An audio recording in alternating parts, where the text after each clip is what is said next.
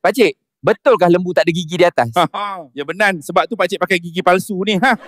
Lupa pula pakai Polident. Hai Abang Singa, betul ke awak ni raja hutan rimba seperti yang dikhabarkan? Kau buat-buat tak nampak ke? Apa khabar pakcik? Hati-hati ya pakcik. Ya benar, pakcik dah lama ada hati kat awak. Hai pakcik, benarkah pakcik pandai berkungfu? Hayya, benar. Pakcik dah lama cintakan kau seorang. Hai pakcik, benarkah pakcik peminat Jackie Chan? True. So true that I even learn Chinese. 是的，我非常爱你。 Benar.